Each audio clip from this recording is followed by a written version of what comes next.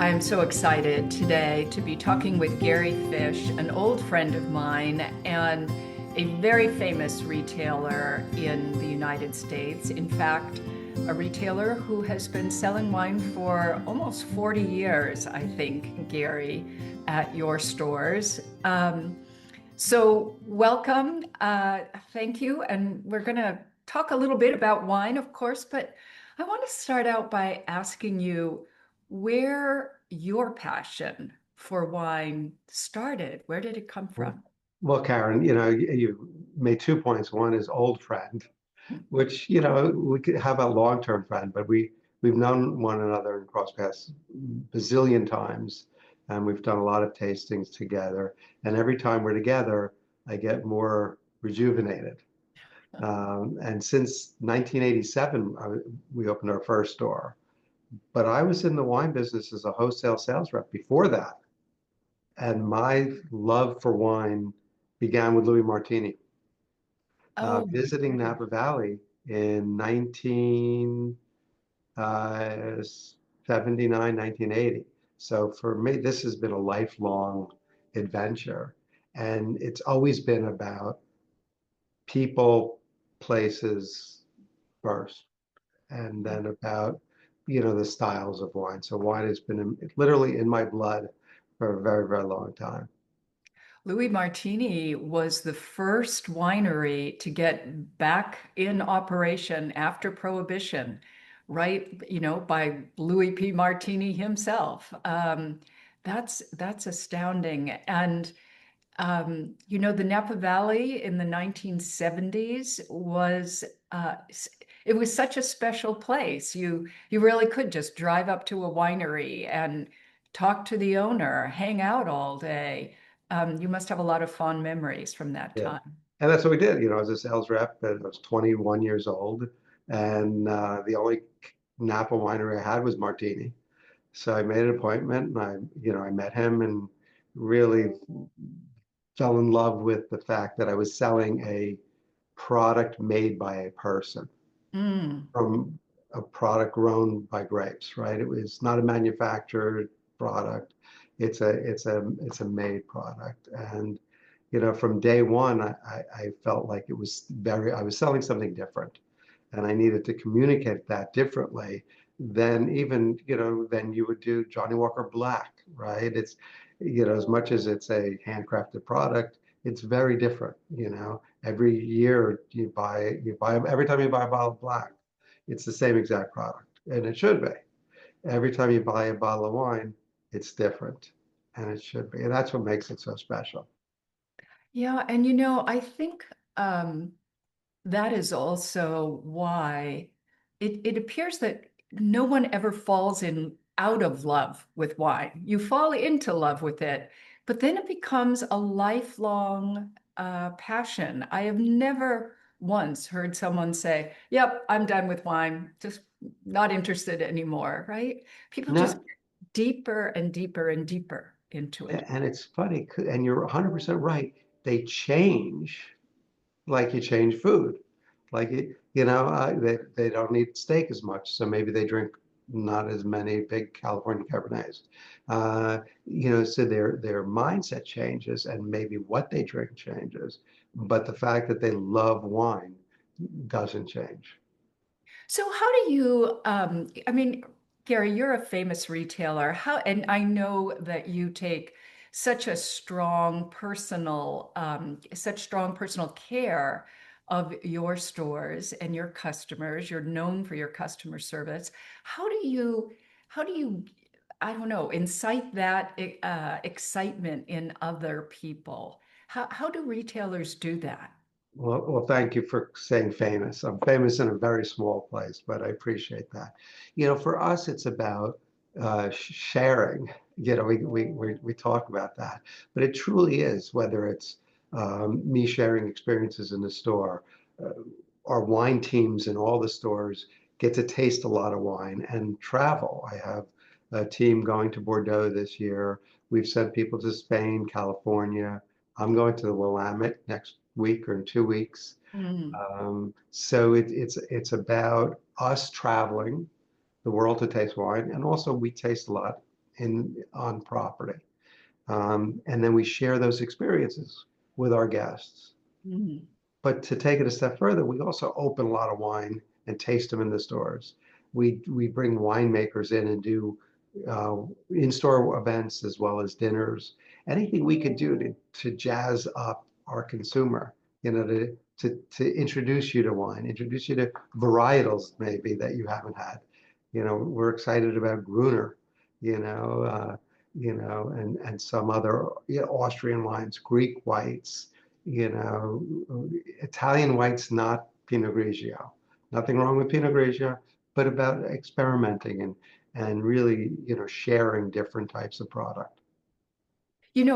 What you're saying is reminding me of a slide I recently saw in a presentation saying that one of the things that people who don't drink wine, one of the reasons they don't, is that there are so many wines. There are so many different varieties. And as I sat there, I thought, oh my God, but this is one of the assets of wine, that there are so many things to discover. This isn't a barrier, or at least shouldn't be a barrier. This is the source of excitement, as you're just saying. It's interesting, and I'm going to put on a hat that I don't wear, and that's the hat of a restaurateur. When you go to a restaurant, the traditional wine list, was 600 pages, and especially the better restaurants, and had, wines from all over the world. Well, you sit down for dinner, and this somebody comes over and says, well, "What wine would you like?" It can be overwhelming, even for a professional. And in those cases, I would always say to the som, you know, this is what I'm thinking of eating. Give me some choices, or have a cheat sheet, literally a short version of the wine list, which gives you the cliff notes, right? Right. Uh, that would be my style. In our stores, it's kind of the same thing, right? Our shelves have an enormous amount of selection. So you can choose from a $5 wine to a $5,000 bottle of wine. And that's your choice. Our team's job is to help guide you, so that it becomes less overwhelming and just Mhm. more approachable. Yeah. It's funny because we don't feel overwhelmed necessarily by by new foods. I mean, there was a time when, who knows, you were 8 years old and you'd never tasted a mango or pistachio ice cream or something.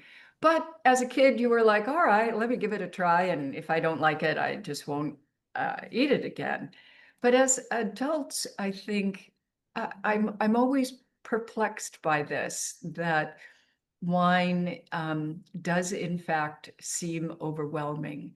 I guess I've always been a just jump in the pool and start swimming kind of person, or um, because I see when I look at a big shelf of wines that I don't know, I think, oh, let me try all it actually makes me want to buy more things, not fewer.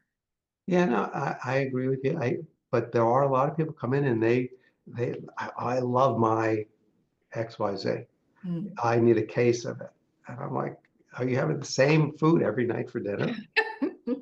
And they were like, no, why do you say that? I said, because it's a part of your meal, right?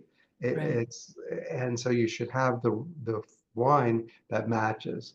And I'm like you, I'm not bringing home cases of wine. I'm bringing home stuff to taste, stuff to try. We have friends coming over for dinner. It's about sharing, right? So I'll pick a few things that are unique and interesting that I know they haven't tried, but I'll also have some standbys, usually from my cellar, that provide a kind of a view into the past, something that I've loved at some point. I may not love it anymore, but I've collected it, and I think now's a great time to bring it out.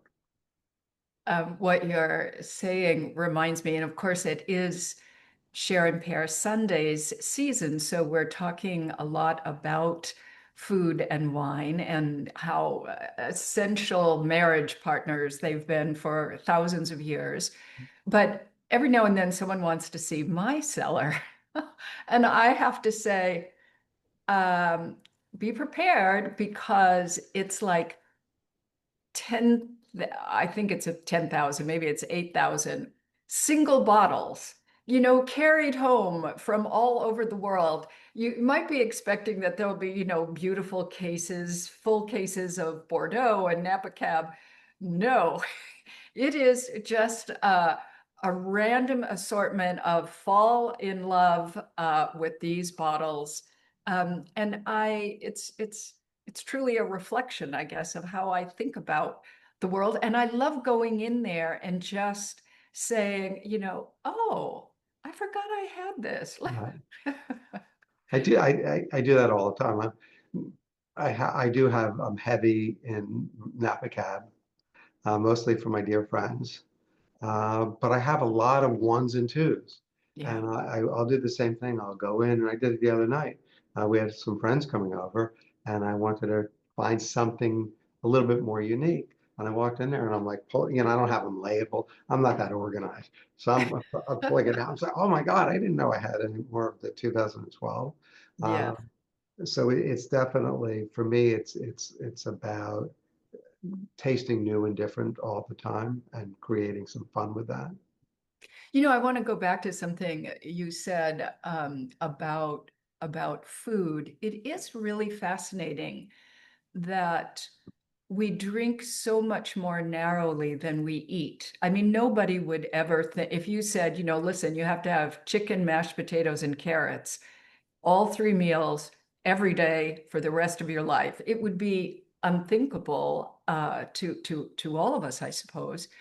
But if you say to someone, you're just going to drink this Chardonnay for the rest of your life, people are like, oh, okay, I really like this Chardonnay. I could do that. And that is sad in a way because there's no real there is a good reason to have comfort wines Right. like comfort foods. So I think everybody should have, the wine they know they love, a lot of that on hand.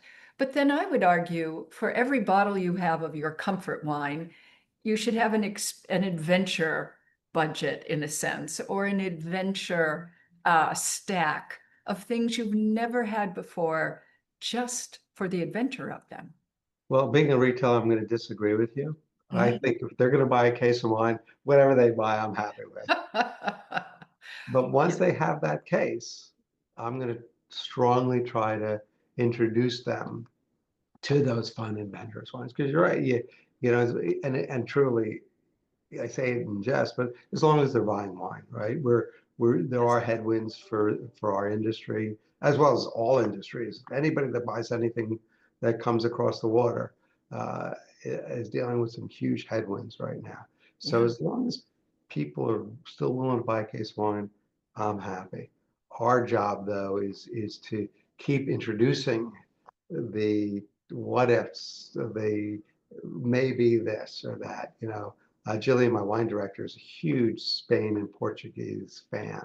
So I'm drinking more Albariños and Albariños than ever before. Why? Because she's telling me I have to try it, and I'm taking home a regular, what I would normally bring home, a good basic Chardonnay or white Burgundy. And I'm now also throwing in all these different white wines from Spain, Portugal, um, all over to experiment with. Yeah. Fun. I'm wondering how often does a customer come back and say, that wine you suggested was awful. I hated it.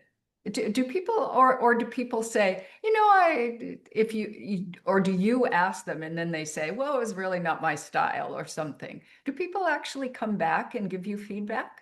Yeah, well, I ask for feedback, Hmm. and I'm not as good as I used to be, but I used to remember virtually everything everybody bought. Right? If I talk to a guest, uh, I will remember what I sold them. And now I do it, but not as frequently. And so I'll engage that, and I'm working on the team to get them to do that too, because we have multiple stores, so I can't be in every store all the time. Right. But most of the time, they'll either say, "Oh my God, I had no idea that was fantastic. Or they'll say that was good, but give me my case of rum barrel Chardonnay. You Right. know, they go back, because that you have to train yourself, right? You mentioned it. We're trained to eat different foods. I don't know anybody that eats steak and potatoes. You use chicken as an example every day.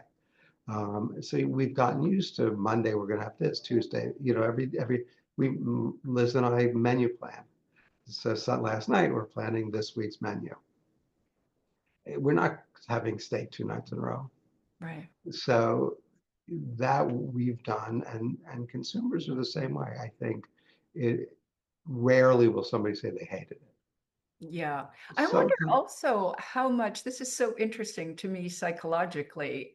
When someone walks into your store, how much can you tell about them, about whether or not they are open to suggestion? I mean, like if I walked into your store, would you be saying to and we didn't know one another, would you be saying to yourself, oh, this is a Chablis person, or this woman is straight out of Mosel Riesling? I don't know. I mean, how much can you tell by just what the person seems like? I, I've gotten better at, I've done it a long, long time. But you have to ask questions, Yeah. and some of the questions are really, if you're having trouble getting through, I want a dry wine. Oh, what do you normally drink? Rieslings. Okay. Well, maybe you don't really mean dry. Mm, And I think you do need to ask 3 or 4 basic questions. right. And through that, it does a couple of things. The consumers like that, right? It's not like, hey, Gary, what wine should I get tonight? Oh, here's a Cabernet for you, without asking what you're doing with it. Mm, Really? mm, Because we know you're drinking it, so we know that part. But we don't know, are you drinking it while you're cooking? Are you drinking it with the meal? Are you saving it for a special occasion? So once you get through those 2 or 3 basic questions, then you can start to direct. And I ask, do you want to try something that you haven't had before? mm. That's a good one. And it's an easy question. And some people say, not today. Having company over and I want to make sure I know it. Right. And sometimes we'll just take them over to the tasting bar. And if we have something unique there, I'll have them try it. And I said, don't, not for tonight necessarily, but in the future, as you're looking around, keep this in the back of your mind. Yeah. Yeah. No, it's a great way to be. And I have been thinking a lot lately about the the occasion or the idea that for some things we need to know what the time is. Like what is the right time to have wine? We know the right time to have coffee, right? In the morning and then maybe mid-morning. What's the right time? What's the occasion? Now, the occasion can be as simple as streaming something on TV, right? It can be relaxing. It can be while you're standing in your kitchen, cooking, chopping vegetables, and talking to the person you love. But I don't think we focus on that enough in the world of wine, saying, for me, I will tell you, for example, I use wine to demarcate day from night. Every day, that's an occasion for me. The office is done, Uh, and now this is the night, and a glass of wine is the time. It's the time to have a glass of wine because it's whatever it is, 6:30 or 5:30 or 7 o'clock. But I'm now going from the day and evolving into the night.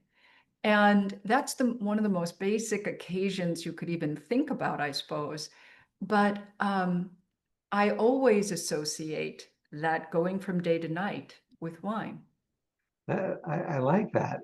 And I'll take it one step further. I associate vacation Mm. with day drinking. Right. Well, no, when I'm on vacation and we go to a restaurant for lunch, Right, I'll have a glass of wine. I wouldn't think twice about it. right, When I'm working, I never, first of 90% of my meals are at my desk. So I'm not getting a glass of wine to have with lunch. But when I'm on vacation, it makes it more special. It's slows it down a little bit. it makes it something that is more unique or special, which I Mm, like a lot. yeah. And demarcation between workday and relaxation, I like that a lot. I will steal that. Okay. Well, you may steal it, my friend. Gary, it has been so great to talk with you. Thank you. I'm also grateful for your support of Share and Pair Sundays and Come Over October. It's all about sort of spreading the world that we love to more and more people who can fall in love with it too.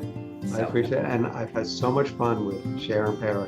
We've worked with a lot of local chefs in New Jersey, oh, and I've gone to the restaurants and said, you know, Share and Pair, tell me what your favorite sharing dish is. And then I'll pair a wine, and it's been a lot of fun, and it's gotten me back to talking to chefs about food and wine, yeah. and being able to do that. It's fantastic. I thank you guys for all your effort in creating such an exciting program. Well, thank you. It's because we love the wine industry, and we genuinely want to share it and share the love of food and wine as broadly and as deeply as we can. So, and I know you want to do that too. So thank you so much. All right, Karen. Thank you so much All for right. your time. Take care.